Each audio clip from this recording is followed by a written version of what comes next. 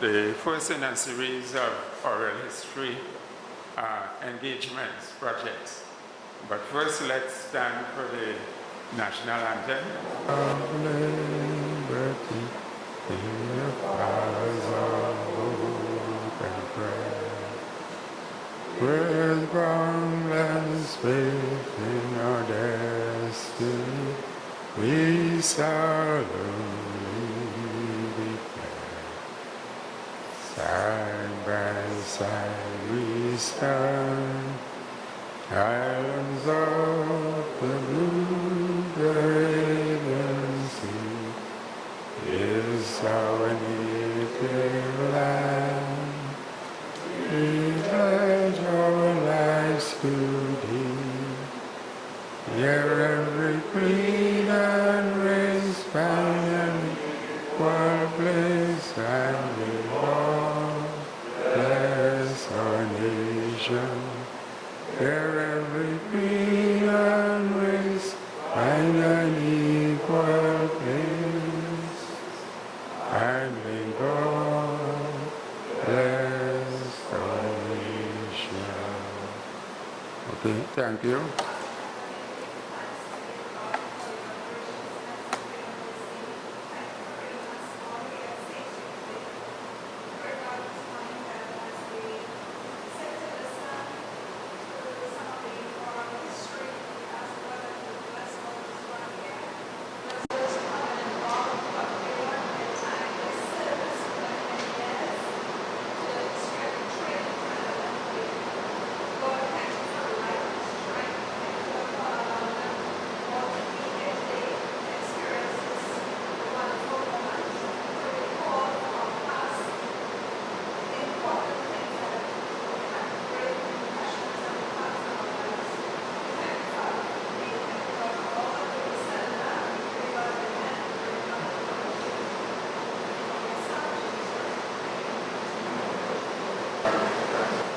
As we begin, I need to acknowledge this worship amen and this team, that is Mr. Junior McGregor, for accommodating us at the City Hall Auditorium.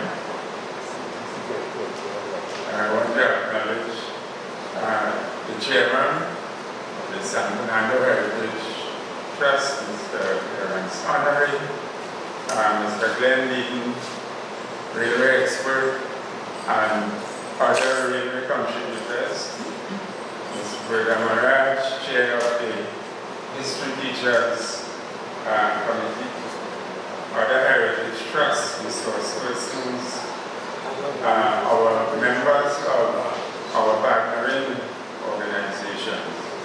Welcome. This, as we all know, is the first in a series of oral history projects. And this morning we are focusing on one aspect of the history of San Fernando, that is the development of railways. And I'm not going to preempt any of what is to come, so I would immediately invite Mr. Honorary to give us an overview of this initiative. Mr. Honorary. Good morning all. Thank you, Dr. Russell Foote. Good to have you. Whenever you see him, you know something is at hand. Oh, you didn't get that one. All right. Dr. Russell Foote is with us. Thank you for introducing me. I'm very, very pleased to be able to address this gathering today. And by design, it was not a big group. It was not a big invitation list, a large list. In fact, we just had a few, I would think, very special people. And I know our presenters today, Mr. Glenn Deaton, all the way from Devonshire, Worcestershire in England, who came down in his continuous pursuit of the train. Interestingly, David, you can't seem to catch up with it. somewhere. Okay. So yeah, my notebook around somewhere. You see my notebook? Well, I leave that way. Anybody see a notebook around? I had something I wanted to share from me. Oh, here.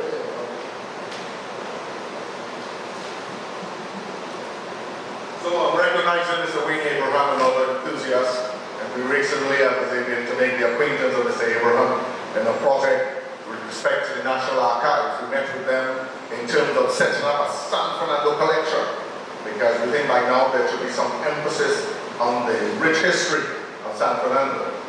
Granted that our concerns and our particular interest requires us to engage history and heritage matters of the city with its demarcations. But it does not deter us from showing our interest and going further afield. We went so far north to Tunapuna to meet Mr. Lancelot Hackett. He's here today with his dear daughter. A round of applause please for Mr. Lancelot Hackett. And of course, we had a very engaging conversation. He has a lot to say about the art and craft of hopping the train. And it's interesting. The oral history program begins not with a formal setting like this, but with engagements and discussions with individuals in their comfortable setting. So down to Mount Diablo, I went to meet with Ignatius Nelson, who started, just like a lot of the guys, as a 15-year, 16-year-old, and during the war years where they couldn't find able-bodied men, and so they were recruited left, right, and center. And so the guys will tell you that I found that very interesting. Something that really jumped out at me. The oral history program involves us being able to engage and talk with people and to help them to relive those memories for the future. We are intent and purpose to engage people to document so we can create a repository of what happened in those years. One fellow who couldn't make it today is, I would say, my dear friend, Mr. Simpson. What's his first name again? Rupert Simpson. Rupert Simpson shared with us a number of things. One including a button from the tunic. Well, not tunic, a button from the uniform. And it enthralled me. Now, some of the guys who are ahead of us in this regard already have collections of certain items. But each time when you see something, it really excites you. The lantern you see there was donated by Rupert Simpson for the museum. It is railway, and Glenn and the rest of the guys will tell you a whole lot more about. But like Mr. Marisho here, Terrence Marisho, round of applause please for Mr. Marisho.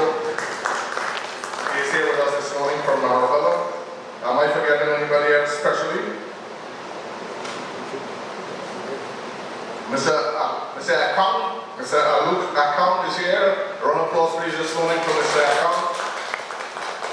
And Mr. Bunting. Mr. Ruth Ben Bonte, of course, he is a keen enthusiast, and he's what would you say, is an ally to these guys. I had the opportunity for the last few weeks to go afield.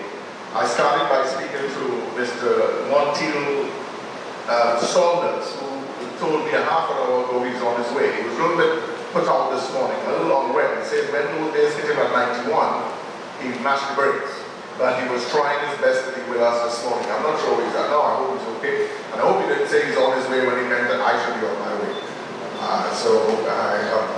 I'm really concerned about whether he is going to be joining us in a few minutes, but I hope he does. We talked about a number of things, and I have been able to glean some stuff that we are putting together for our oral history program. Now, an oral history program involves our oral historians. Someone would get a story and document it and put it into a book and publish. Others would capture the information, keep it in a repository like 2 minutes, 3 minutes, song bites or with audio clips that you could use for posterity. So we are building on that. I would say I've had the opportunity at this very city hall with a previous mayor to do one with a few 90-something-year-old people talking about early estate days. And of course, moving on to other groupings. We have a group in the Palm Beach area, 94-year-old clear-minded chap who talked about being a messenger on the Palm Beach estate, and he is 94 years old. So we cannot allow these guys to go and to get away so easy. I find Mr. Hackett is here. You can't get away so easy. You have some stuff there to share with us and we want him to put it out there. We will ask you gently, but we will put it out there. We need it. And we need that information. It enriches our lives. It gives us a better understanding, appreciation of where we came from, and it really guides us into where we should go. Our organization, of course, is looking at the past to preserve it in order to prepare for the future. Preserving the past for the future. With us this morning, of course, is Joey Vicaries of the Vicaries fame. His dad ran a very important junction shop by Skinner Park many years ago. It was also the area where the Wahoo and the Amerindians would come and trade parrots and so on. It was a live wire. In fact, when we put it up on Facebook, thousands of people got pretty excited. I know the ladies got excited, and they usually do when Joey comes around. But more importantly, we're talking about history. He is assisting in the Palmese Historical Society along with Steve. Steve at 77 beat to Canada but came back home to his roots. These guys are working arduously with respect to the history of the Palmese estate. So we're very happy that they're with us this morning. I just want to take time to share one thing. The oral history session today is going to take the form as it is, and we are trying to do. We'll have a presentation by Mr. Bean of the program indicator. Dr. Cook will speak to that. But after that, we want to have a short open session. And you see all the cameras. We want to be able to capture some one-on-one sound bites from people that we would use as you share your experiences and your history with the railroad. I have a very, very poignant, rich history of the railroad. We are researching this. Every day the research continues. David Morag is chair of our Heritage Preservation Committee, looking at archaeology and looking at historic markers and setting things up. So we put in San Fernando on the map. I will say this much to you, having met with the National Trust and the National Archives, we are like taking off. We are on a fast train. I think they probably have a slow train with 40 carriages, but we taking off. Alright, so very happy this morning that you took time out to be here. Let me take this time to share with you a very important little poem that I wrote. I said a few words, and I like to share my poems because since I'm not a big poet, I ain't getting published. So I will take any chance I get to say a little poem. I said one on San Fernando the other day when you're running for a copy. I said, I had a copy, look like it had something in it, boy. Alright, but this one I will share is just simply about the train. I grew up in Marlborough, just like my namesake Terrence. We were boyhood playmates together, playing tin pan and night and cricket and whatever else. One of the things that we share is the train line. Yeah. It was part of our lives. And I grew up, I opened my eyes where I could make 5 steps and touch the train line. So I could stand at the end of the road and the train would pass right in front of me. So it became a very, very significant part of my boyhood experience. So I wrote this poem when I was about 19. And I've kept it. And I will share it with you this morning. It's called The Coming of the Train. The tracks are silent. No longer do they roar. No passing train to bring again that metallic, loud refrain. The tracks are sullen. No work for many a year. Some are partly buried, and some no longer care.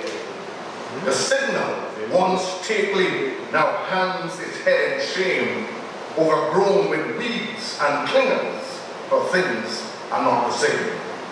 There in the faded distance, the last train I still hear, but sadly to my disappointment, it never again comes near. Oh, the boyhood memories that will never come again, that special joy to see and feel the coming of the train. Again, let's thank you. And so let me tell you about the words. I keep on talking because I picked up quite a few things in the last few months talking to these guys. I will tell you a story that Terrence Marisha told me. Lots of stuff, lots of rich memories. I'm going to steal this one because he and his sister were on the train line trying to walk home. I hope I tell it right. If I don't tell it right, he'll tell it again. And they were coming on the train, and they had a gap, a distance where you had to, it's a narrow passage. And he had to get through that area while the train is coming. So they decided they would take a chance and go through. But as on their way, they got caught in no man's land. And as it were, all they had, the only option they had was the Downs trees on the side that lined the railway. They had to dive in the Downs tree in order to escape the train. Red tide. I had these recurring, I would say, nightmares, or these dreams of being caught in the middle of the bridge. You turn in the middle of the bridge down around that street. Yeah. You always feel as a child that if you train might come and catch you in the middle of the bridge and you can't get it. You know those kind of dreams where you're trying to avoid your dream those things. So the train and the memories of the train filled my life, and I'm sure it filled yours. And that's why we're here this morning. Some of us in terms of recording for the children in the school program, as Mrs. Hollis will be looking at in terms of getting information for the children and of course for others. So thank you very much for being here this morning, for making this possible. Round of applause please for everybody for being here this morning.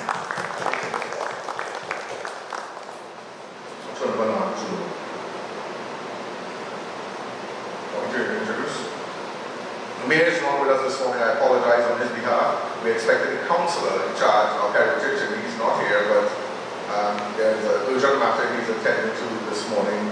I'm still hoping he can pop in, so let's see if he can find some time to be with us. All right, let me, Russell, can I go ahead? Okay. So I met this gentleman only recently. He has been around on the railway scene for a long time, and he will say a little bit more about that. And he grew up right here in San Fernando, just on the Grand Street, there in the area of a yacht club. I'm sure he'll tell you that house. There he was as a boy, and this is public knowledge. The indication that he would see his stand and see the train passing as a boy. And there are other things that got him caught on this, and maybe that's part of his introduction. But today we are very pleased to have with us the foremost authority on railway in Trinidad and Tobago. He doesn't want to be called a historian, he doesn't want to be called an expert. He just wants to be called Glenn Leader. Mr. Glenn Leader, let's give him a round of applause and become the chair. Yeah, well, Ruben, can you just check your watch and make sure that the departure time is correct? Just keep your eyes on what's in there. Tell me, Ruben, are we correct? Okay, so then let the engine driver blow the whistle and we can depart.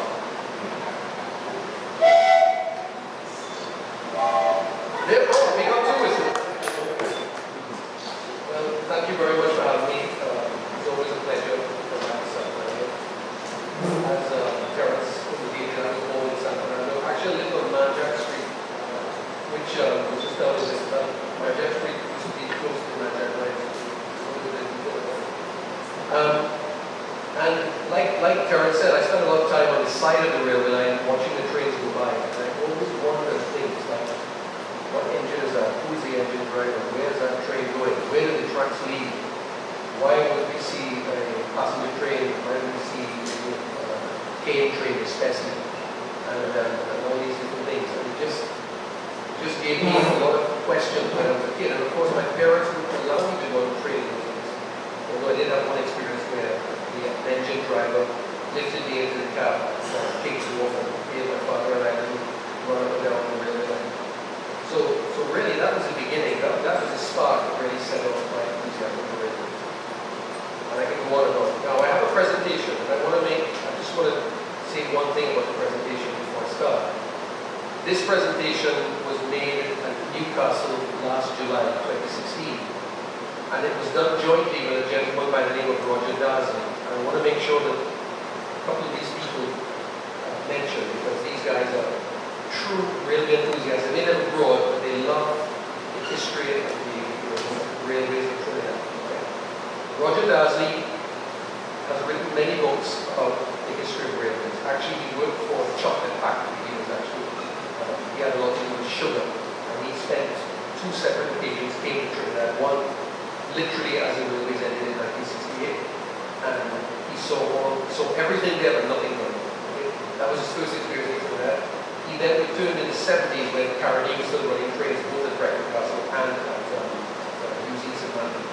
And on that occasion, he actually had to go around the sugar estates, so he had a photographs and to record history, and it sparked enough of a passion and interest in him that he was then able to go back to the United Kingdom in 1972 and did a lot of research on the engines that came out of Trinidad.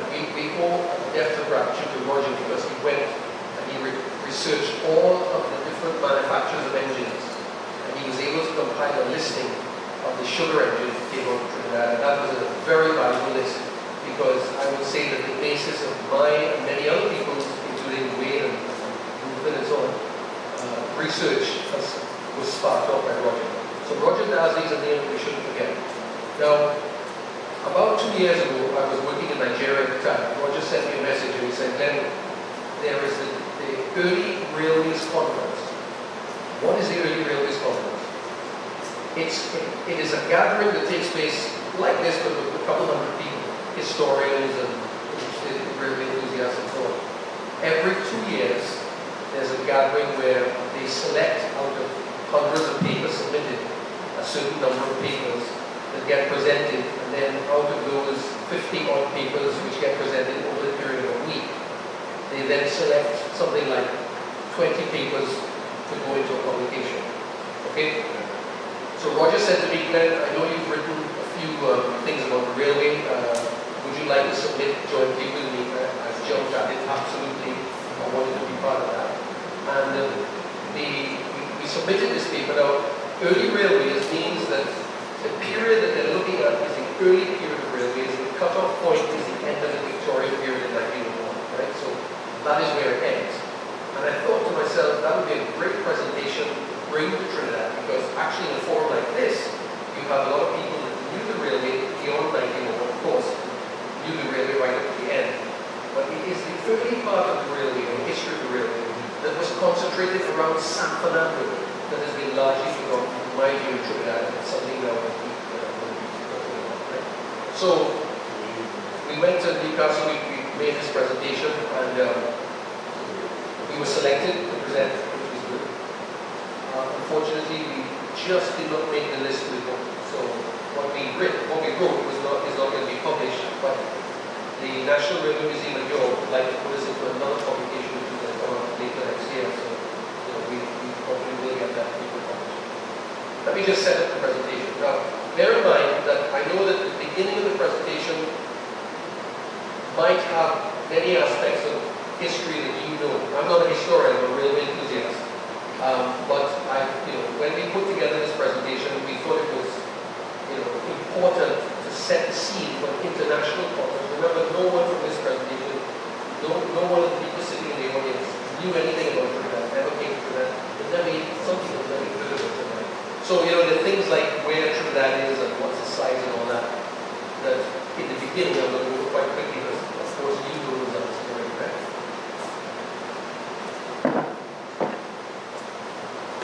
There's Roger Dasley, there's myself and Roger Dasley, and this photograph, you may recognize it. It was taken from the roof of the PTSD building, probably around 1925 or 26, a couple of years after the railway station that we know today was built, because as we all know, that was not the original railway station, right? I've already sort of told you a bit about, let me see if I can make this change. Yeah. That's the scene taken last year, same scene from the top of the building. You can see the changes that have taken place in the intervening years, right? So we start off the presentation with a brief history of Trinidad. I'd like to set up a gloss over this. I'm going to gloss over the first part because many of the facts in there are already known, right? So I'll gloss over that. Basically, the early tramways we're going to talk about. And when I talk about tramways, I'm not talking about the Port of Spain tramways. I'm going to leave that out. I'm talking about the tramways around San Fernando. That's what we're going to talk about. First attempts to establish a railway. I'm going to say a bit about that. We're going to talk a little bit about the Sapero tramway, which was the first tramway in Trinidad. And then I'm going to give a little bit about the Trinidad Government Railway, not a great deal, but some. You have a bit of a technical problem here with the you hear me okay then? Yeah. And then at the end we'll talk about questions. And in the questions, please feel free to ask questions about any aspect of the railway.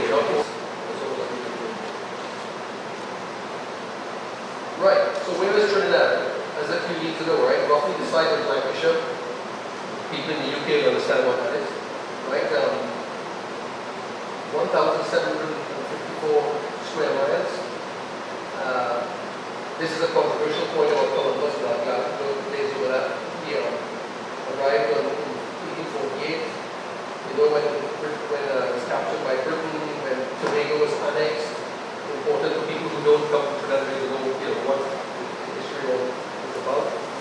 The independence, Date of Independence, and the date when we became a republic, and then you can see exactly.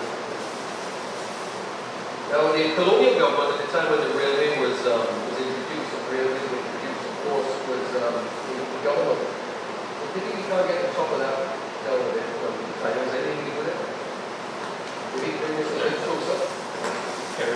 While he's doing that, you can see there, I don't need to remind you about, the government back then was administered by a governor, the executive council, 3 members. You had very good. Leadership council members, including the governor, was president, 6 officials, and 8 unofficial members, all of whom were nominated by the crown. Right? So that kind of sets the scene for the government. We're talking about the legislative council, which basically when you research for that back then, we're talking about things that went through the legislative council. This map of Trinidad is an interesting one that I showed to people because I wanted to show the topography of Trinidad, where some of the key sugar estates were, things like swamps, oil fields, major urban centers. And this is what this map is showing here. You can see clearly here you got the northern range, central hills, and then southern area. Basically, this is where the railways were built. Plantation, slavery, and emancipation was very important in the history of the railway because actually, when slavery ended, they had to find a way to make the sugar plantations profitable again. And railways played a great part in doing that. So here are a few dates which I won't go into because you can see here things like 1797 when the British arrived, 9,920 slaves in Trinidad. Then 1803, the British census listed 20,404 slaves. So for me, slave economy, this is the skill. We had a lot of slaves. 1808, the British abolished the slave trade. But what does that mean? They didn't abolish slavery, they stopped the transportation of slaves to the islands, to the West Indies, and to everywhere else. But slavery continued, as we know. The apprenticeship period beginning in 1832, and then, of course, finally, slavery was not abolished until 1838. Of course, I didn't realize this when I started doing this. One of us who know about the history of slavery is that slavery actually continued after the British stopped it. In other places, much later, other islands continued. In fact, the Sugar Equalization Act of 1842, which allowed slave-grown sugar up in the London market, sunk a lot of West Indian plantations.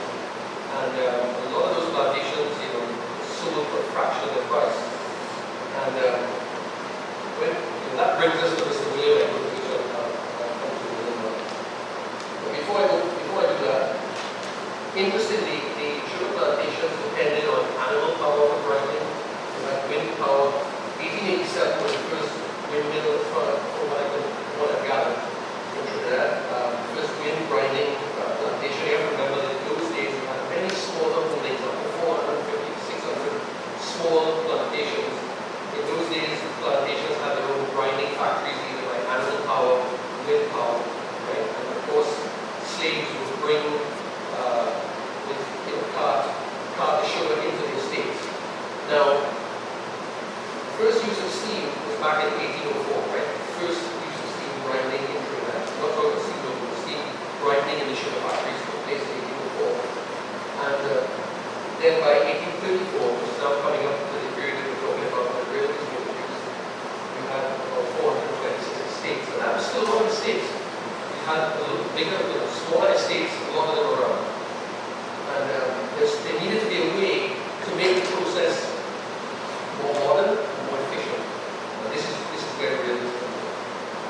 So prior to the coming of the railways, if you look back at the sugar being the main crop, I know that it was eclipsed by cocoa at one point. In 1506, it is said, I don't know for sure, but it's said that sugarcane was introduced into Trinidad as far back as that by the Spanish. I know that the Spanish had a lot of things. The Spanish actually did a lot to begin with. Sugar plantations in Trinidad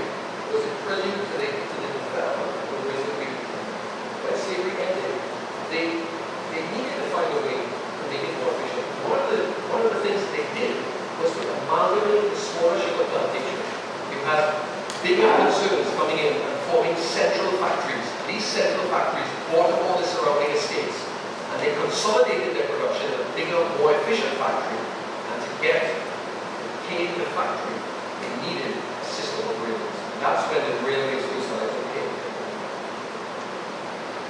This is just showing you a bit of few photographs of agriculture through that. I think this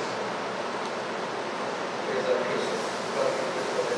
I think the top left one is a road. One of these, I think this one here is like to stay at the top, right? And then you also have coconuts, the famous Constance estate, which had a tramway down there as well. So well-known tramway down in Carcass. And then of course King Coco came along the scenes. That's why one of the lines was built into the center of that attack. I wanted to show you this photograph because during the railway conference, Roger Darcy took one of these photographs, by the way. I was able to spend 5 days at his house in Newcastle, and while we were there, the conference was taken to various places. This one of the places we went was the Canfield Railway. And if you look at the top left, I was really interested to see that because what you got there is a truck, a railway truck that was animal pulled. And it's running on wooden track. Okay, it's got wooden wheels. And what they used to do, the wheels used to get quite warm, so they had a sun. They used to go down into this sun to cool the wheels. That's me standing in the rain, because that's normally the UK, but it rains all the time, right? Right next to the wooden, you can see the wooden tracks there, and you can see what the van, what the truck looked like. And actually, our early equipment looked similar to that. All of that stuff rotting and has gone on and forgotten in history, but that's what it looked like. Okay? In the early days, you had development of railways around Newcastle, where, like was the case in Trinidad, these railways were built on wooden track, bringing all the produce down to the rivers. Everything went by sea and moved by river, canal, and so forth. Right? So before the railways came, you had a system of canals, which still exists in the UK today. But it's interesting because there's a connection there. Now, if you look at that railway bridge, see that's a viaduct, that is an early 1780s viaduct. Right? So we're talking here in the 1600s and 1700s where these wooden tramways were actually built. So railways and tramways go back quite a while, right? Now, that photograph with me in the engine there, right, that's an interesting one because lastly, you see the carriage behind, that is a British four-wheel carriage. The Severo tramway and the Trinidad government railways had four-wheel stock like that in the beginning, where they had running board, we could step on the running board. So Darcy arranged me to get into the engine, and then I would go to the engine driver. By the way, ladies, it's a female engine, did you notice?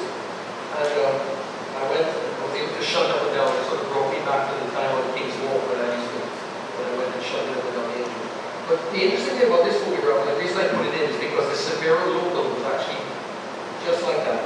Saddle tank, 440, which means 4 running wheels, 7-ton engine, very light, that ran in local traffic between Princestown, Mission of Savannah Grande, and crossing and then the side.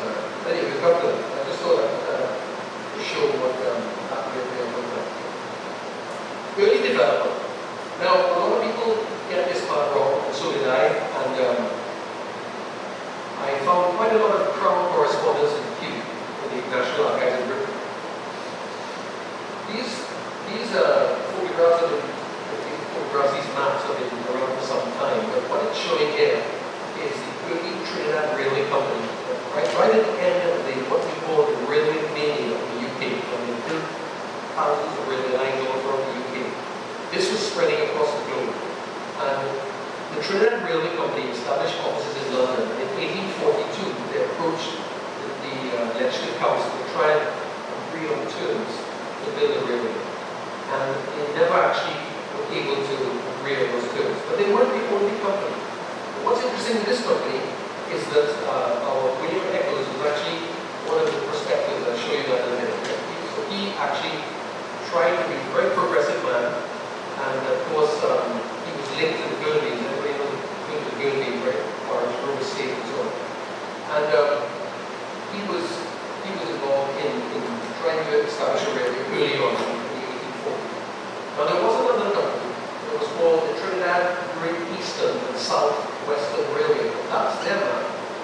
interesting thing about this company is that their proposal, their prospectus, calls for wood track made of wood.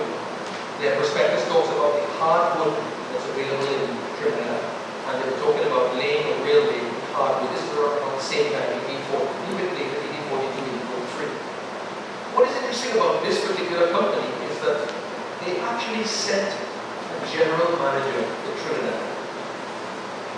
In those days, of course, it would take, by sea, sailing would take sometimes 4 weeks, 5 weeks to get there, right? During the time that manager was sailing to Trinidad, the company could not agree terms and never did agree terms. And then that manager got here. He was actually, didn't get a salary, he had to go and fend for himself. That manager was a man by the name of Conrad Stolman. A lot of people don't realize that the reason he came to Trinidad was to be the manager of the Trinidad Great Eastern and Southwestern Railway, eventually never to come. And then he ended up, of course, doing other things like attending tournaments. And he was involved in the pitch league and so on. I'm not going to go into his history, that's a whole other history of it. Now this is our Mr. William Eccles, and Eccles is a very important man in the history of Trinidad. He's buried in Tacarigua Church. When I do the tours, we go up there and we go and see his grave.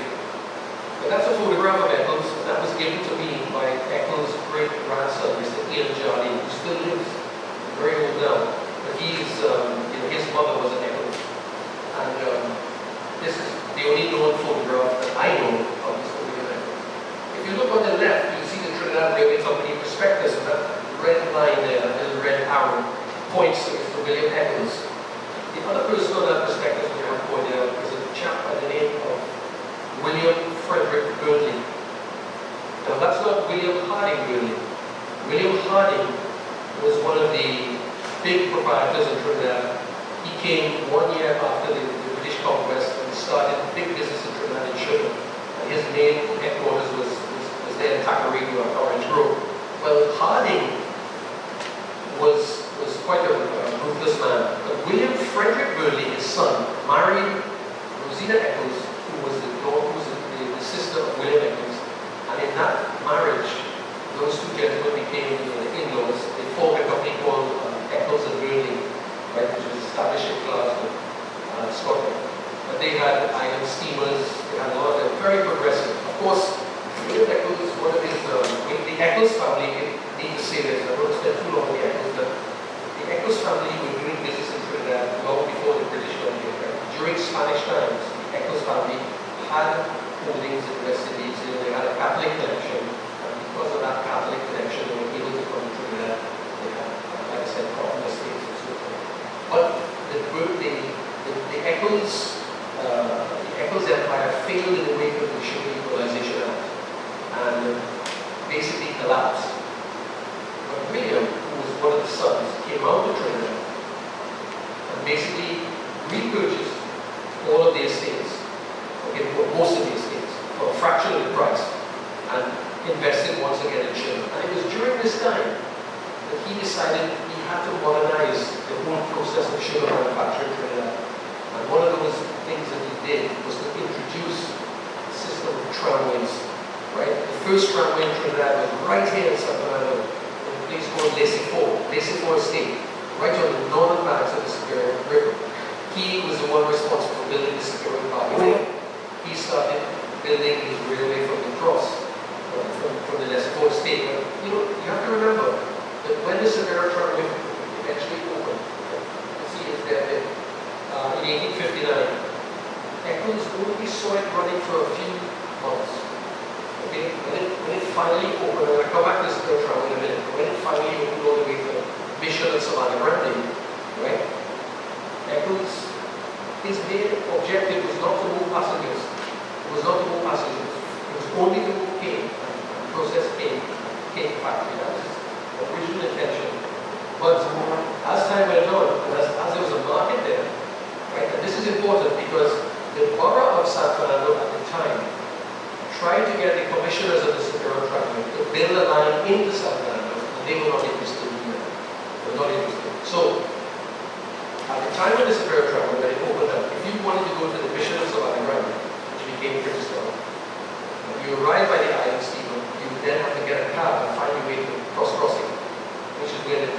railway station in Trinidad, if you can call it that, it's just a stop, right? So you have to make your way there in order to get to the mission on the tram.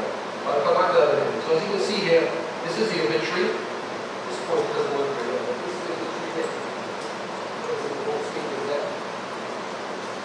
And he died of severe dysentery. And he was a very young man when he did, and unfortunately, that lost a pioneer. Now, his brother-in-law, William Frederick Burnley, he continued with the building railways. But what is very interesting too, this is something I want to come back to, is with William Hardy, who was the original builder, who was William Frederick's father. When the Trinidad Railway Company, both of them came to try and set up a railway in Trinidad, they were both opposed, and it was William Hardy Burnley who opposed them, right? And he saw that as one of his greatest achievements. William Harding, although he supported a railway in the early beginnings, because he understood very well the efficiency that a railway would bring, he also saw it as a monopoly in the making. He saw it as a company coming into Trinidad that wanted a certain amount of land on either side of the railway, wanted 1 mile on either side of the railway, right? Wanted all of the natural resources on either side of the line. He wanted to take workforce to build the line, and Harding said, no way, I'm not going to have that. He was a powerful man in the election council, and he was the one who blocked it. But because his son was on the prospectus, his son wanted the railway to be built, so there was a bit of a rift that started between those two, which continued until 1850, when Harding died, and when William Frederick was actually cut out of some of his women. And eventually, in order to gain back what he was cut out of, he had to go purchase it back. So it's important to know that as well, because it's part of the history. Superior Tramway. Now I'd like to start off here by saying one thing. I've always tried to find the beginning of the railway in Trinidad, and it's proven so difficult because nobody's really recording that. But one thing I found in the 1891 Trinidad Almanac was a reference. The first reference I've ever seen on June 20th, first ever head of sugar by Superior Tramway. And that is 1834. I was absolutely astonished when I saw that. However, I contained myself because sometimes you go into the almanac and the newspapers and there's a typo in them. I've seen many typos which I know are typos, but I was surprised to see that. I hadn't realized that perhaps there was some sort of annual tramway back in 1831. Who knows? But this reference was in the 1891 almanac. So I found that quite interesting. Williams-Eccles Tramway, of course, the first references I've seen from that in various accounts was 1839, okay, from Leicester, and of course from the Superior Embarcadero and so forth. Tramway extends in 1853 to St. Martin along the banks of the Superior River, which is where it would move actually, right? 1856, Ordinance Number 4, the construction of the Superior Tramway in Mission. Now Mission, as we all know, became Mission of St. Martin, became Princess Town. I'll come to that in a minute. And that was the first, that was the ordinance that authorized the construction of the first tramway. 1859, the Superior Tramway officially opened between Superior and the cross. It was called, first of all, it was the cross, then it became the Superior Cross, then it became the cross crossing. And it ran, as you see, that's then on to Program.Railway, which became Princess Town. And that trajectory is an interesting one because it follows the river for the most part. And that photograph there of the tramway car is from the St. Louis Tramway Car Company in the US. And there's a gentleman in the US who's a tram enthusiast by the name of Alan Morrison. You may have seen his website. Alan is a friend of mine. I've been to New York and visited several times. We've had in-depth discussion about this. We are not convinced totally that this actually made it to Trinidad. But it's interesting it has number 25 on it. Maybe there were more. I don't think there were 25 on it. I think the Superior Tramway in those days maybe had 2 at most carriages. And the beginning was a little more strong. But anyway, that is where we're at. You will notice that it stops at the cross and it doesn't go into Santa Fernando. And one thing else you won't see here are the many side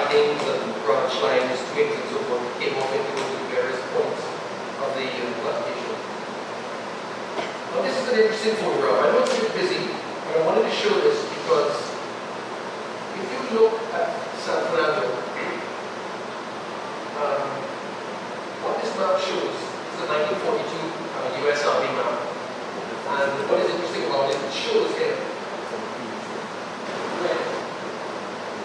red, old tramway as the original trajectory ran. Now you notice that the black line around the bottom one, this is built in 1912, right? Afterwards.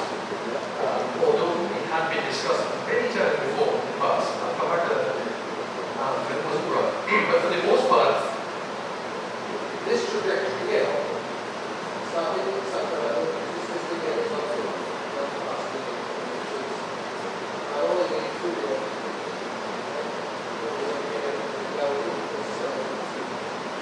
This is Barber 2. This is where it was. Kind of put that to show you. And you see too, it's a note that down on the wharf, you have this circular movement here. This map is actually after 1882. The Trinidad Government Railway arrived. Prior to the arrival of the Trinidad Government Railway, through the building of the Great Cutting, they were able to get the tramway down on the wharf. Such was the gradient and the curvature of the track between the bottom of High Street down to the wharf that you could not run a steam locomotive there safely because you basically had very sharp curves. And if you look at the account in 1818 when the Royal Princes arrived in San Fernando, you'll notice that they came off the Arthur, steamship Arthur, and they actually had to take a carriage up to the top of High Street and then get onto the Superior Tramway and go up to the Bishop River. So that's how they did it. Actually, even along that piece of track, there was a derailment just outside San Fernando. The track was in awful state, and that was light track. That's why it's called tramway track, right? The original track that was laid for the Superior Tramway was only 32 pounds per yard track. 32 pounds per yard. Right? When the Government Railway in 1876 first brought the railway to the Victoria River, that initial track was 50 pounds per yard. Okay? In the 1860s, after the arrival of the steam locomotives, because what was happening is even later than that, probably 1870s. After the arrival of the steam locomotive, the track was always being damaged, so they had to put heavier track. So they went to 46 pounds from 32 pounds. So that remained the track. That sort of defines the tramway. You can see the scene today. That's an aerial photograph taken later on. That's what it is. Now this is a sort of, one day I sort of dreamt up what it may have looked like. And that little diagram there in the bottom left was done by myself. And you can see San Fernando Hill. You can see the tramway and a horse-drawn vehicle coming from San Fernando. Right? And you can see the Superior Embarcadero, how it may have looked with the jetties and with the buildings at the back. You can equate that to this. Is where a lot of the original sleepers, you know what I mean by sleepers? Those wooden bits under the track. Those were built at the original sleepers on the Trinidad Government Railway were built at the convict depot and were taken down the Chaguanas tramway and taken to Port of Spain.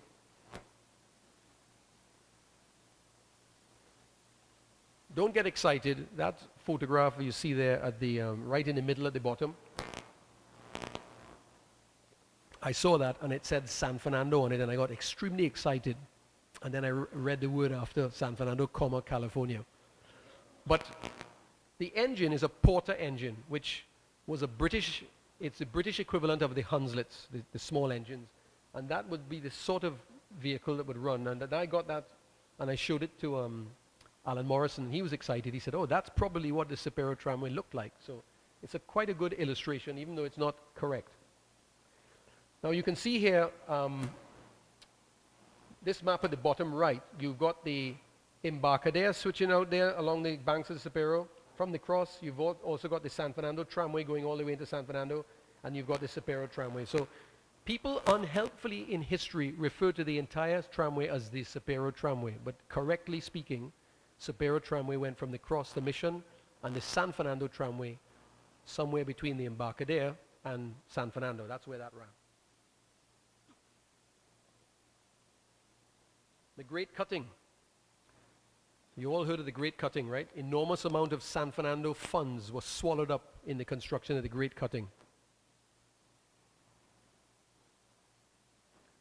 1840, the first King's Wharf expansion in San Fernando, from what I've been able to gather. I don't do a lot of research on that, but it was important because a couple of the plans to expand the wharf ended in complete disaster when, through the effects of westerly gales, the whole front would be destroyed. So this 1840 had to be, the wall had to be substantial. And I found the documents on how they built the wall. It's very important, very interesting how they built that wall.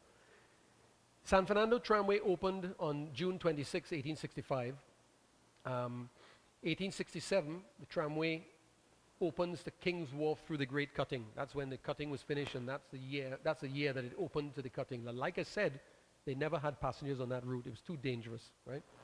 The cutting closed through severe landslip in 1869. 1870, it reopens again, only to be closed again. And this went on and on and on, right? They were looking for a reason, or looking for a way. In fact, as far back as the early 1880s, they were talking about the construction of the line around Bontor Point into Bontor Bay and onto the wharf. But the expense was just too much. The borough could not undertake such an expense.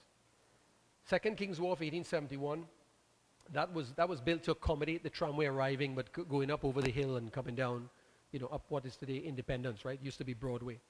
So not yet round the coast. 1882, Crown plans, like you see there, for the first coastal pass. But those plans included other things. They were talking about tunnels until the engineers realized that you can't build a tunnel there, that's going to collapse. Right? Now, the Sapero Tramway, the very first engineer was an engineer called J. Curtis, who came down to build the tramway. But his ideas were so expensive and so, he was so precise on everything that basically they couldn't afford him. So the guy working with him was Robert Guppy, who you may well know, who became mayor, who was responsible for Harris Promenade and a few things. Robert Guppy then sort of took on that mantle of, he was not an engineer, but he was able to build the tramway. And it was Robert Guppy as well who came and built the San Fernando Tramway and made the plan to go up Broadway. At the time of the San Fernando Tramway, they were also talking about things like going up Coffee Street, and there are whole sort of different plans. I'm not going to go into too much detail because those were never done. But it's very interesting, the amount of planning that took place. And this is an ad I found in the San Fernando Gazette, 16th of December, 1865. J. Palmer was, of course, the manager of the commissioners at the time. And it just shows the different rates and so forth of the tramway. And see, you can notice that it's 1865. It's still Mission. What's that? Okay, let's talk a bit about, whose phone is that? Anyway, not to bother, we'll ignore it. This locomotive is widely known as the Forerunner. I have my doubts. Myself and a lot of British railway enthusiasts have looked at this locomotive over the years and tried to determine its provenance, right? And we have Darsley, and Darsley has a lot of followers. Darsley has written several books about railways in the UK, and he has a lot of very good, I don't have contacts like him, he's real contacts. And we looked at this, a lot of us had a lot of discussion about this. And we believe that the photograph, this engine in the photograph was built by Alexander Shanks of Arbroath in Scotland. It came to Trinidad second-hand. Now, I have the newspaper articles from the Port of Spain Gazette and the San Fernando Gazette of its arrival in Port of Spain and then transshipment to the Embarcadero, subsequent erection and trials. I have the trial date. What has been reported in some of the historical accounts is incorrect. I don't know why, it's just mistakes, I guess. The dates it was tested, the date it arrived, those are incorrect. But I have the proper dates now. But what is interesting about this photograph is that Wayne Abraham recently found a photograph in the 1911, was it 1911? 1911 Port of Spain Gazette. Now, the first time I saw this photograph, it was published in Paria Publishing, Trinidad book. So I got in touch with Jerry Besson, and he told me that the photograph actually came from a book called Jewel of the West, which was written in Trinidad, and it was in that book. But actually, I went recently into the archives and I found that document that Wayne told me about, which on his copy we can't really see the writing at the bottom.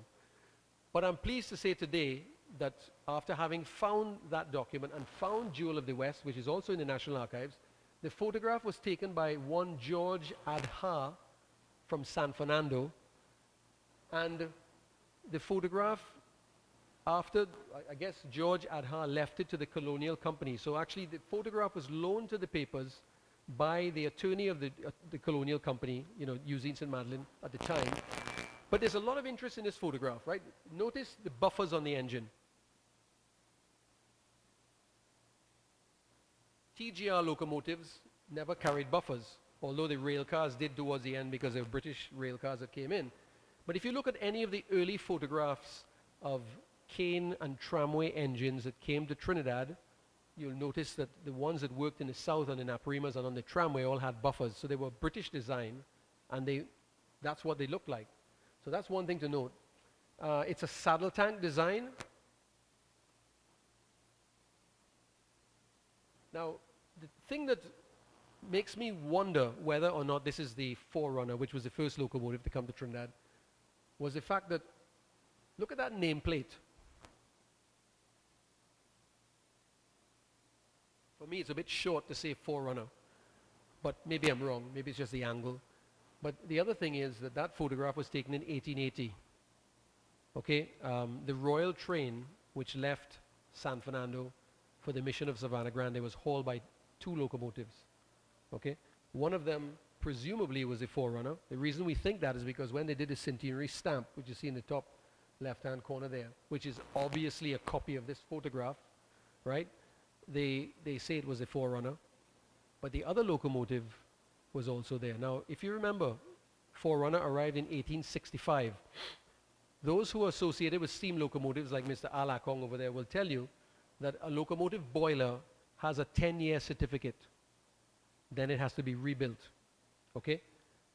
And if that photograph is taken in 1880, that would mean that Forerunner had a few rebuilds, which is not beyond the realms of possibility.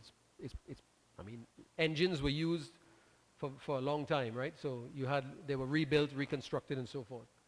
But anyway, so that's a bit of information that's new in this presentation. I didn't have that when I was up in the UK. Let's move on now to other tramway engines. This is engine Y. Anybody knows engine Y? Okay, I used to think, Darsley used to think, Wayne used to think, all of us who are in this research used to think that these were shunting engines, built for shunting. And that's true. But the shunting engines in Trinidad were lettered and not numbered. But guess what? So were the tramway engines. We didn't know that before. So actually, the Trinidad Government Railway in its listing has A, B from 1879, Y and Z from 1880, right? Then it has C, which we thought was Z changed to C, or Y changed to C. And then it has D, E, G, H, F. GHF, or Montreal Locomotive Works engines, which arrived in 1919. The article on engine D, which I did with Richard Charon in the papers, you may have seen engine D arrived in 1914, and engine E was identical to engine D. Now, engine D is still sitting with us at the Fort San Andres Museum in Port of Spain. But what is really interesting, which I recently found out, again, through searching through a needle in a haystack, going through Crown correspondence in Kew, was I saw a reference ordering engine Y and Z as tramway engines for the Guayakara tramway. A and B were ordered for the San Fernando tramway because in 1879, the Trinidad Government Railway, looking ahead, bought the Guayakara tramway and bought the San Fernando tramway. So they bought it from the corporation, the borough of San Fernando, and it became a TGR railway in 1879. which a lot of people don't realize that. So after 1879, the San Fernando Tramway belonged to the government. It was part of the TGR, administered by Mr. Edward Tanner, John Edward Tanner, who was the Director of Public Works. So this is engine Y and engine Z, and both of these engines came down. Now the Guayakara Tramway, when they first built the tramway, well, when they first extended it and made it into a tramway for steam haulage, because it was all animal haul before then, their intention was to leave it as a tramway and not to make it into a railway. But they had a big court case against the commissioners of the Superior Tramway, because the commissioners, the owners of several estates, colonial company, tenants, estates, and so forth, they wanted the government to buy the Superior Tramway and convert it to a railway. But the government already owned the Guayakara Tramway, and they wanted to convert it into a railway, joining it to Marabella Junction and joining it to Princestown. Although it was 3.5 miles longer than the Guayakara, than the Superior Tramway, it didn't have the severe gradients at the beginning, and it didn't have the severe gradients at the end, because from Marguerite into Princestown was another problem. Okay, there were a lot of derailments and stuff there too. So these little engines, myself and Wayne and everybody else, we always for years say, what happened to those engines? Which were those engines? Come to find out that actually these were them. We had them all the time, but they didn't work in Port of Spain. They worked in San Fernando. So these engines, they're all similar. They're all built by Hunslet in 1879, 1880. Hunslet Engine Company of Leeds, which actually goes back, we have a lot of affinity with that company. So there you have it. Engine A, engine B, engine Y, engine Z. Now let's get to engine C. Engine C was never Y. A lot of people report in UK and other places talking about Trinidad that engine Z or engine Y became engine C. Well, that's not the case. At the time of the TGR takeover in 1912 of the Superior Tramway, which is not covered in my presentation as such, but the TGR, when they were building their line to Siparia, they took over a portion of the tramway and they built the seawall around Bentor Point. One of the things that they did was to take over the Superior Tramway. And one of the engines they took over was an engine called the Supero. And that engine became engine C, to line up in front of A, B, right, and become a letter. By then, of course, the Guayakara Tramway no longer needed Y and Z, because it was converted to a railway, so the Kitson engines ran along that line. So it's so interesting the way the whole history has evolved, and these engines are so important, such an important part of our history. Trinidad Government Railway, right. So established through an Act of Parliament, 1870. The contractor was M.J. Caldwell from Holyhead. What's going on here? We have a bit of a problem with this. The contractor bid £90,111 to win the contract to build the railway in 28 months in 1871. And construction started on 16 miles to Arima on the 17th of May, 1873. The consulting engineer was Charles Hutton Gregory, very important, famous guy. He became Sir Charles. He was the man who invented the semaphore signal. That signal you referred to in your poem, Hanging Its Head. Well, in that position, it's in the off position. When it's in the on position, it's up. It means the trains are stopped.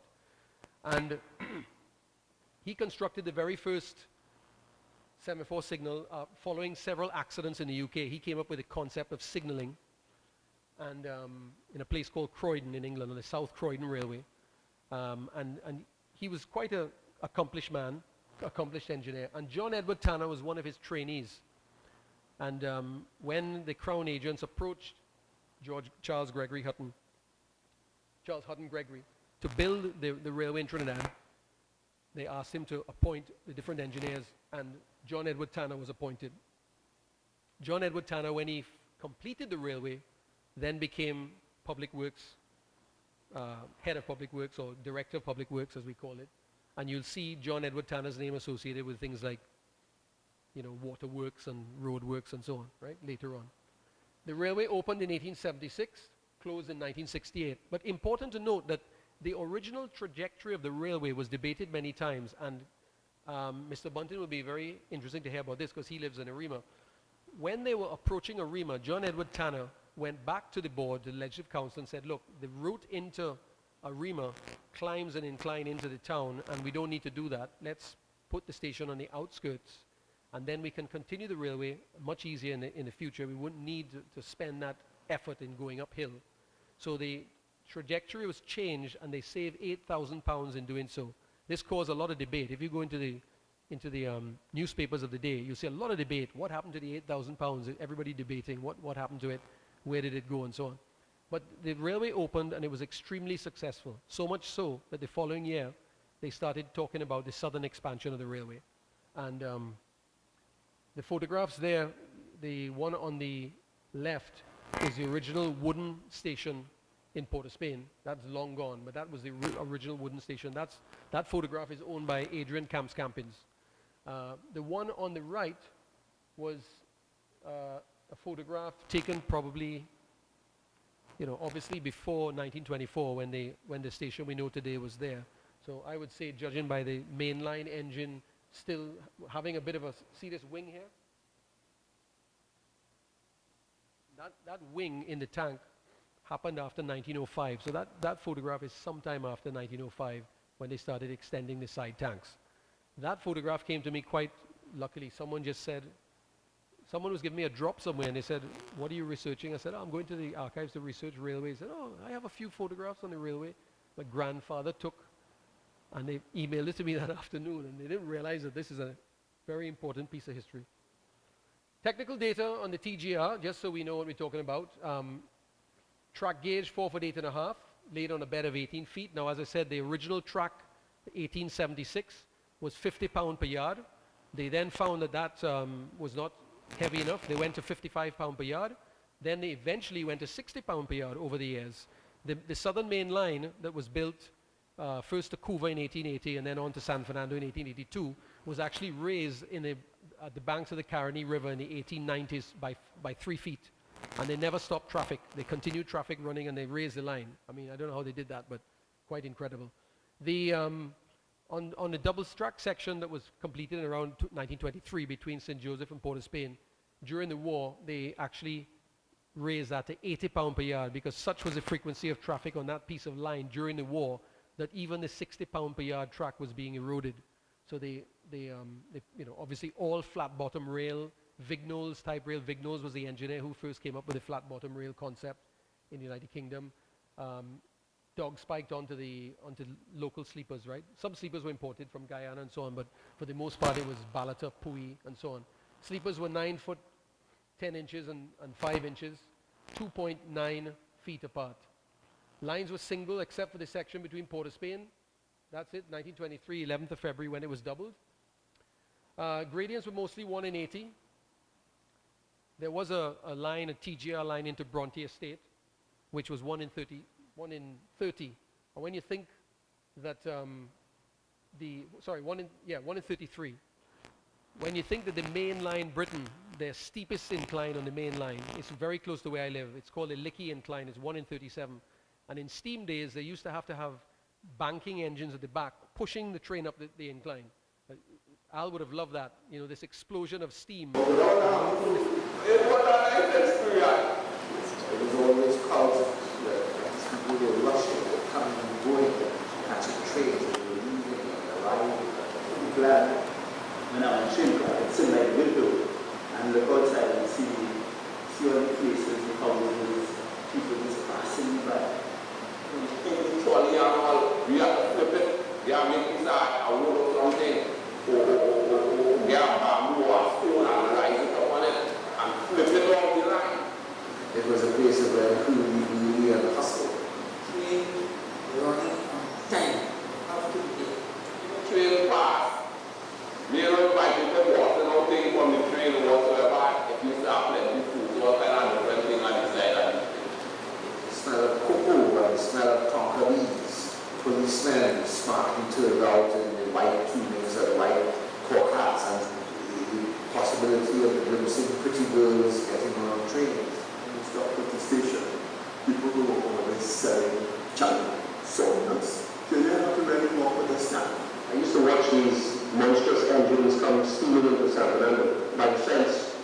by the San Fernando Junction.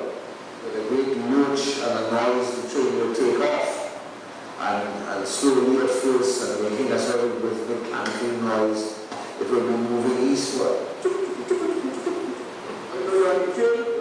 And you grab off the table, and you pop out now something, 200 feet going up the road, and you go down, and you anyway. You sit in there, the big 16 in there, put it on the thing, and when you train past, and I went to the fast, and I get over and I sit down and I look up. When I get up, you only see all that thing going on the ground. But then you do, this is something another book everything. Another simple time. You could have gone and lie down until you level, and you answer the problem. That thing is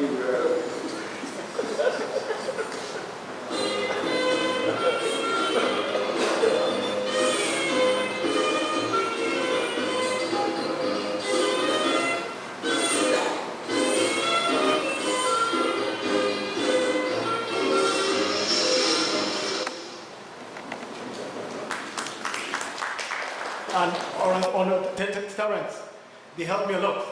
And I still need your help. I still need your help, Glenn. I still need your help. Okay, a round of applause, please, for Tayo for his work. We have some beverage, as the mayor's secretary trying to tell me why we don't have lunch. So I must apologize, though we have some beverage. We wanted to stop before, but in steam up, and you can't stop that train. I was saying to people, like the organization that we have is moving like a train. Once it starts, it's but when it picks up speed, we're down the road. So we wanna pause here for a couple of sharing, one or two persons with some sound bites, maybe a couple of comments. We want to put you on camera. Are we still all set, guys? Who wants to go on camera? There's two persons on camera. This is, of course, part of our oral history files. Something you want to say, not is about all that was shared, but your own sentiments. So we have got three cameras. So just put your hand up if you're ready, and we come your way. No, you want them in front of the camera. Guys, how are we doing this? We want to lived in Port of Spain, and my affairs with trains started from very young, at age 5 or somewhere there. Well, I won't go into that. But there was a time, the rail cars, the last of the trains that you saw there, they came from England, and they established something. I told my mother, there is a new train running to San Fernando. It's leaving at 7:15, and it will reach San Fernando at 8:05. And she said, what? What is it talking about? I said it was in the papers. And we took that train, and rail car conductors with A1 or A2 did travel and reached San Fernando at 8:05. And she was shocked that the train was running into the station at 8:05. The regular passenger train, which was the 707, notice it was the 707, not 710, as in the last days, would arrive San Fernando at 9:02, taking just under 2 hours. Now that rail car cut half an hour off the fastest run of 1 hour and 40 minutes. And they cut even more time. And they did the same on the Arima line. It was a very fast train. And the interesting thing is that in 1962, before independence, Dr. Eric Williams would have been traveling all around the country. He was then chief minister, and that train was used to transport him on, I suppose, some of the occasions. It was fitted with a 2-tone horn, and it was something else. So the train, that particular train was, and as Glenn said, and as many other people would have said, had we had more of those rail cars, the situation might have been different. Because in 1968, railways would be closed throughout the world. But suddenly, 2 years later, there was a renaissance of light rail, and that was it. As a matter of fact, we were in light rail even before light rail became popular. Nowadays, we talk about light rail all over the place. We here had 2 light rail trains. Their top speed was 75 miles an hour, which didn't happen here. Our top speed here was 45 miles an hour. They were fitted with 110 horsepower Rolls-Royce engines. And those trains, of course, they had toilets. They were fitted with a toilet. Previous to that, my mother told me about trains with toilets. And of course, the toilets were removed even in the 1950s. So I never saw toilets in the train. But she said they were removed because of odor. However, we did get back trains with toilets in 1961. And that was it. So that would have been a salvation. Now, the Jamaica Railway Corporation also had the same thing. They bought rail cars. And for the first time, it was possible to travel from Montego Bay to Kingston and go back all in one day. And those trains, those rail cars became popular with tourists from Montego Bay to Kingston. So in Trinidad, we had them here from Port of Spain to San Fernando. Unfortunately, there was only one trip, and the return, it was known as the Businessmen's Express. There have been only 2 such trains. The service could not be maintained because when they broke down, there was no possible substitute. Okay, thank you. What street you were born on? Keith Street. In San Fernando. See. Oh yes, the Keith Street, San Fernando. People want to know where I was born. Keith Street, San Fernando. Your name? Full name? Your name? Ruthven Bunting. Ruthven Bunting.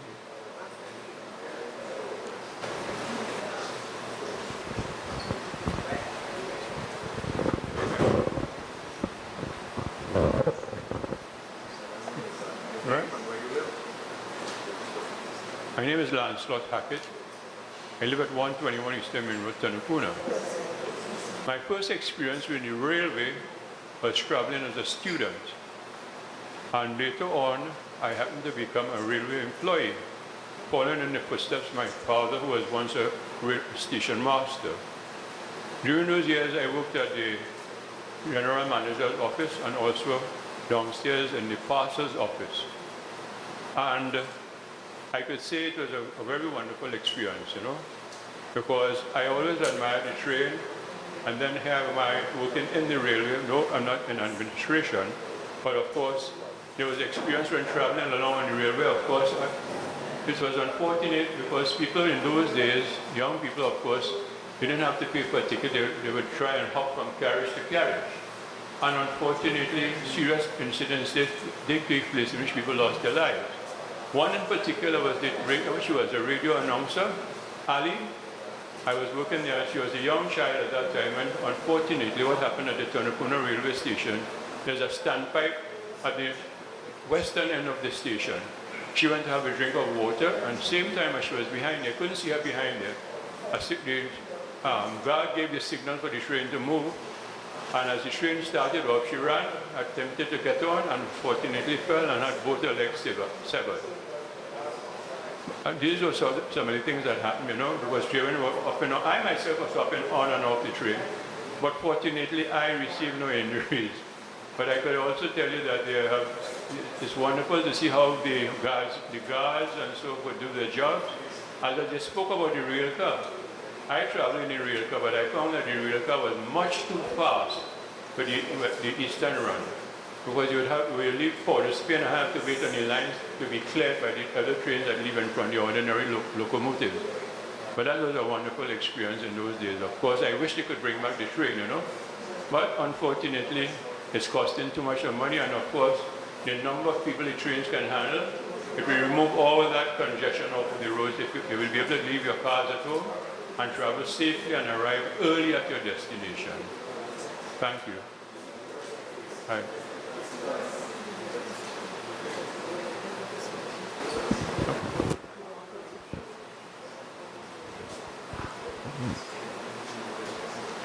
Yeah, good day everyone. I I'm from Marbella. I attend Point-A-Pied Government School. Point-A-Pied Government School had a station. It's a bridge in the back of it, down in the gully, behind the church, Catholic church on the hill, Point-A-Pied. We used to walk from Marbella to go Point-A-Pied in the Point-A-Pied Government School. And sometimes we used to use the railroad from Marbella and pass through the refinery and go up to school. And what was a fun time. When they abandoned the railway, the station come like a hub for children to play. We used to go there and naturally play, jump off the railway, take the old things, go through the old carriages, the train. We done lots of things. That plenty time that we had incident with the train and things. We had to run from the train while going up on the rail. We used to take fruits from the train because it was the transport for all the different kind of things in those days. We saw that main road was now getting things, you know. So the train line was something where we used to use a pedestrian thing to get from one part to the other. From school to back to school, to home, to the school, from playing. It was like a playground. The train, you heard the train coming, and you run out that straight to see the train crossing from, the train line used to separate Wall Street from John Street. I used to live down John Street. So we used to view the train from down John Street to up, crossing across to go up to Union Park, bringing horses, cane, people, you know, lots of things to talk about with the train. Have plenty memories too with the train. It was fun days with the train, you know, everything. Well, that was like main transportation and everything, with everything, fruits and cane, cocoa, coffee, coconut, call things. Well, the train line came like something like IST to us, which part like all the droppings from what we used to transport and the cane used to grow up at the side of the train line. So we used to be frequently visiting and, you know, getting things now, fruits and other things from the train. Pulling cane and things from the carriage and all them things. We even see there was an incident where a guy get killed by pulling train. We used to steal the trolley and take rides on it, up and down the thing from, well, we even reached far San Fernando.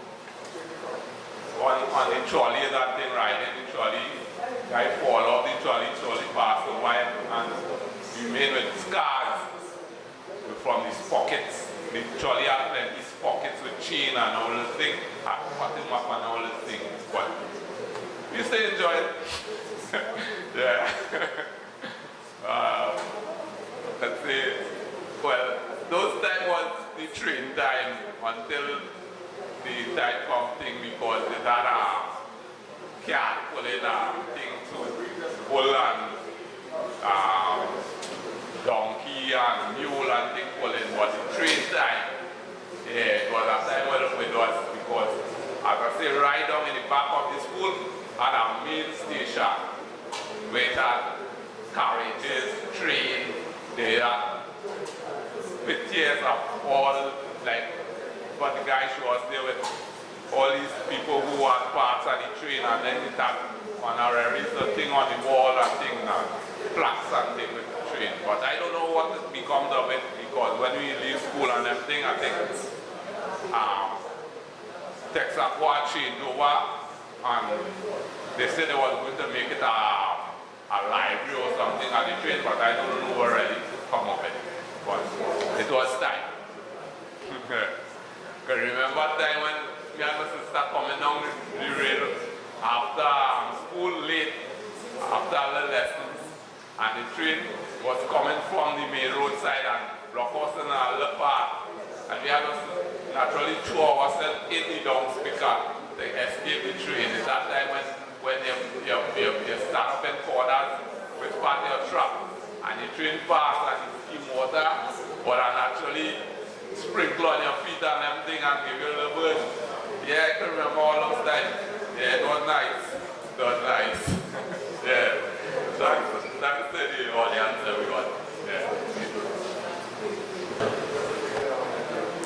Listening to these gentlemen, with some really interested, being in those days, I feel a little sad that I wasn't able to grow up in those times to experience those moments, running on the train, hopping ride, jumping off, those kind of things as I hear the older folks say, So, I wish they could bring it back, but I wish that I'm not sure will come true, but it will be a nice experience.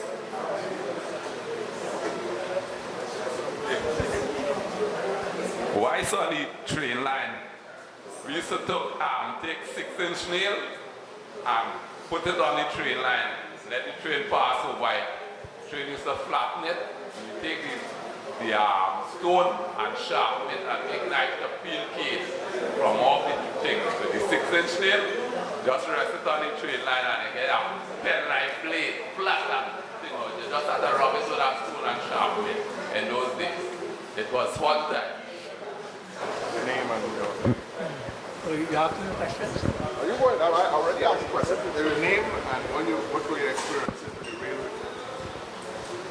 What? Mike, taking my mic. My experience with the railway was as an apprentice, a 5-year apprentice, from 1956 to 1962. Now, when I first went to the railway, all I was interested in was making a live steam locomotive, modern engine. So my whole 6-year apprenticeship in railway was based on that. From the day I landed in the railway, I started plotting and scheming on the day when I will make a live steam working model locomotive. And for 6 years, every working day of my life, I would be in the workshop, seeing every single train that left the railway station at South.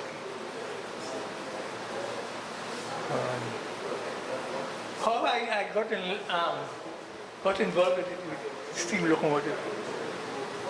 I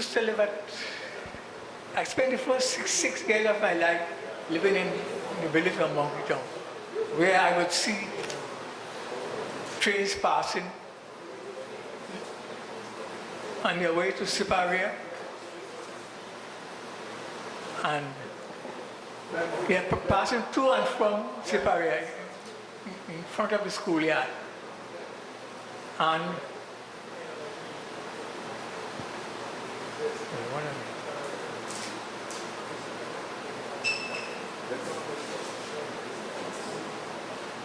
right. I had a fascination with steam locomotives because as a little boy, like any other boy, I loved playing with fire.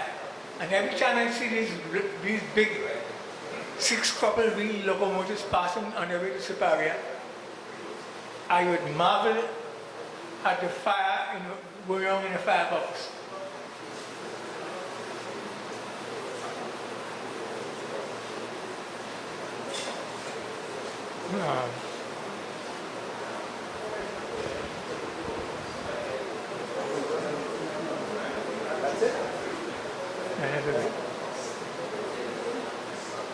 Yes, I had reached a stage where one of the first things I did as an apprentice was to make a small working model of a steam engine. And because of that, I was very popular. They sent me to work in the drawing office of TGR, where I had access to all the blueprints of every single steam locomotive. I spent 6 months there, plotting and scheming of the day when I will be able to go back in the workshop and get access to the lathes and make my own steam engine. And in that way, that's how I learned about steam engines. Working in the railway was like living in a fantasy world where all I was thinking about was steam locomotive every day. And in trying to make my steam locomotives, I had to read every single book I could rest my hands on about steam. You know, in order to make these, to be a machinist, I had to understand the properties of metals. And in that way, I started reading chemistry. When I spent my 6 months in the drawing office, I started reading every single book I could get about chemistry, and I learned about all the metals. I started learning chemistry, and up to this day, that chemical knowledge enables me to get interested in astronomy.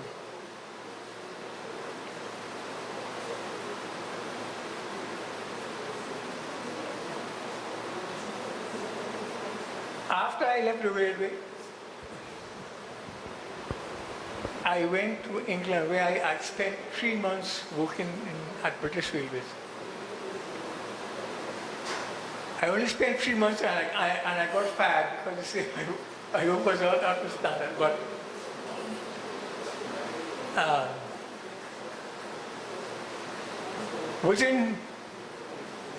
before I get to an amusing incident. When I landed in London, I went to the employment agency looking for a job. Now, at the railway, my apprenticeship was as a molder. So I told them I wanted I was looking for a job. So when they asked for my papers, and when the employment man saw it, he said, wait, you're a molder, you can't work in this thing. But I had with me a small bundle of a steam locomotive I made, and I took it out and showed him. And right away, he sent me to work at British Railways. So the next amusing experience I had at British Railways, I started working in the workshop, in the running shed. Now my job in the railway was as a machinist. I was a fitter turner, and I knew all these things.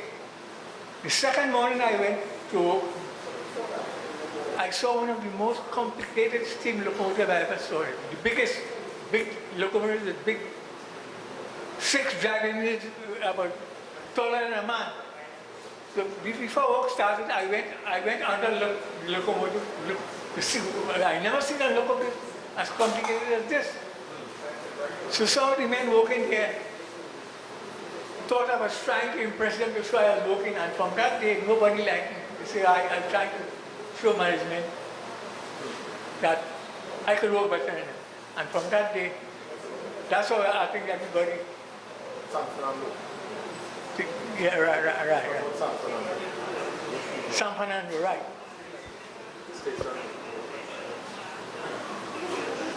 How I fell in love with the locomotive was one of the most memorable days in my life. When my older sister decided to take me on a train journey to Port of Spain. I remember it well that morning. That was the first time I've ever been out of Mauquiton, which was this village south of San Fernando. I remember sitting down in the train, I asked my sister, I want to be at the window. And when the train started, the first time I've ever heard a locomotive sing like that, when they first started, Jum, Jum, Jum, Jum, Jum, Jum. I've never heard a steam locomotive sing like that. I can remember looking out of the window and seeing the sea out of the San Fernando station, seeing the sea for the first time, looking across the Gulf of Paria. And this locomotive going, moving. I could remember when we reached Pointe-à-Pied, passing under the bridge, all the noise, and then after, I think I fell asleep. I remember waking up, I remember waking up at St. Joseph, forgetting everything I saw. But when I asked my sister what had happened, she told me I was probably asleep all that time. It was from that day that I fell in love totally with the steam engine.